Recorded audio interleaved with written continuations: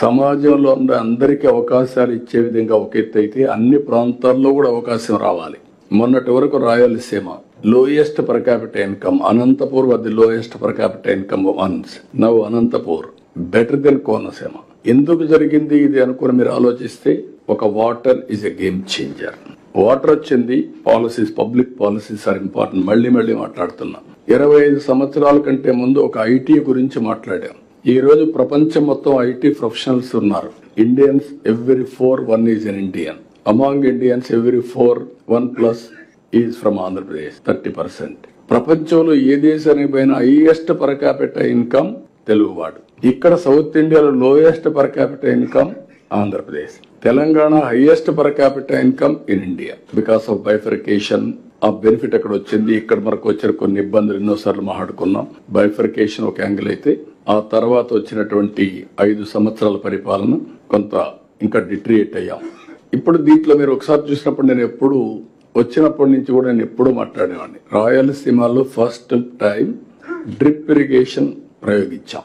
ఈ రోజు రాయలసీమలో ఆ డ్రిప్ ఇరిగేషన్ వల్ల హార్టికల్చర్ ప్రమోట్ చేశాం. ఈ 2 డెడ్లీ కాంబినేషన్.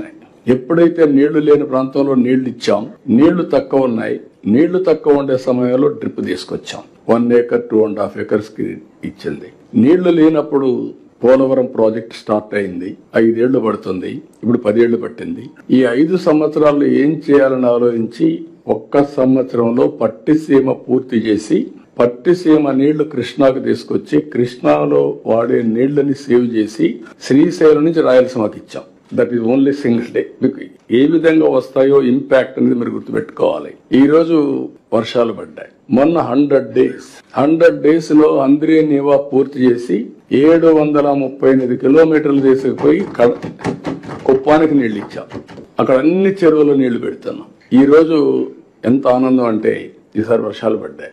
90% రిజర్వాయర్స్ లో నీళ్లు ఉన్నాయి. అది 95 కూడా పోతుంది. నేను వాటర్ సెక్యూరిటీ మాట్లాడా. గోదావరిలో ఇప్పటి కూడా కొన్ని వేల టీఎంసీ నీళ్లు సముద్రం లేకపోయినాయి. అదే సమయంలో కృష్ణాలో కొన్ని వందల టీఎంసీ, అవి కూడా వేలై ఉంటాయి. ఇప్పుడు కడాని ఎప్పుడూ పారనటువంటి పెన్నా కూడా ఫ్లడ్ వచ్చింది. ఇప్పుడు ఈ రోజు మీరు చూస్తే సోమశిలకు నీళ్లు ఇచ్చిన తర్వాత పెన్నా ఫుల్ అయి, సోమశిల పూర్తయి పెన్నా ద్వారా సముద్రంలోకి నీళ్లు పోయే పరిస్థితి వచ్చాయంటే, పెన్నా రివైవ్ అయింది, కృష్ణ గోదావరి బ్రహ్మాండంగా వాడుతున్నాయంటే that is nothing but Varuna దేవుడు కరుణించాడు, మనం సద్వినియోగం చేసుకున్నాం.